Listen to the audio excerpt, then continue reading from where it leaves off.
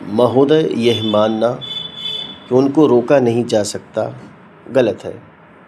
इस महंगाई को रोकने के लिए कुछ विशेष कदम उठाने होंगे, कुछ विशेष काम करने होंगे। एक विशेष चीज़ जो इस बजट में आई है और जो घबराहट पैदा करने वाली है, ये है कि देश की पैदावार तो बढ़ रही है, देश का विकास तो हो रहा है, लेकिन इसके साथ ही साथ देश में बेकारी बढ़ रही है और ख़ास तौर पर पढ़े लिखे लोगों की बेकारी बढ़ रही है और ख़ास तौर पर लोगों का बेकार होना ख़तरनाक चीज़ है।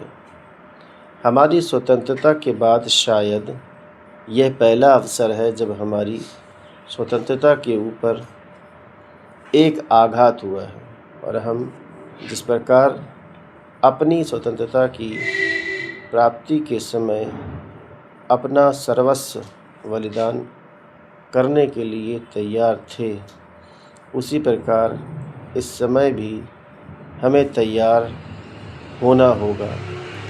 माननीय प्रधानमंत्री जी के मत से मैं सर्वथा सहमत हूँ कि यह एक ऐसा अवसर है जिस अवसर पर कि इस देश की प्रतिनिधि संस्था जो यह लोकसभा है, उसे इस संबंध में अपनी स्पष्ट राय देनी है और उस राय को देने के बाद हमें उस राय के अनुसार सरकार जो भी कार्रवाई करे उसमें सरकार को पूरा सहयोग भी देना है।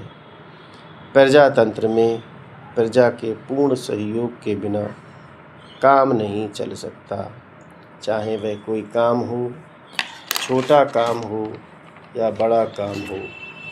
फिर यह तो हमारी स्वतंत्रता की रक्षा का प्रश्न है और ऐसे अवसर पर प्रजातंत्रवादी राष्ट्र को, उसकी सारी प्रजा को सरकार के साथ सहयोग के लिए तैयार रहना चाहिए। मैंने ये बात कई बार कही है और फिर इसे दोहराना चाहता हूँ कि अनेक ऐसी बातें हैं जिनमें कि भिन्न भिन्न राजनीतिक दलों के होते हुए भी सब राजनीतिक दल मिलजुल कर काम कर सकते हैं। यह एक ठीक उसी प्रकार का अवसर है।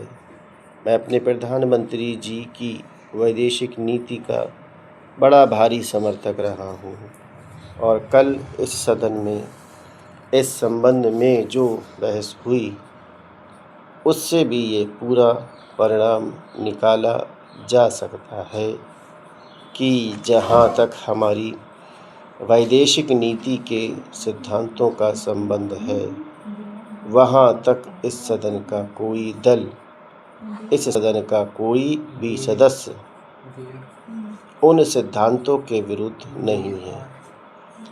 कल मैंने बड़े ध्यान से अपने साम्यवादी दल के नेता का भाषण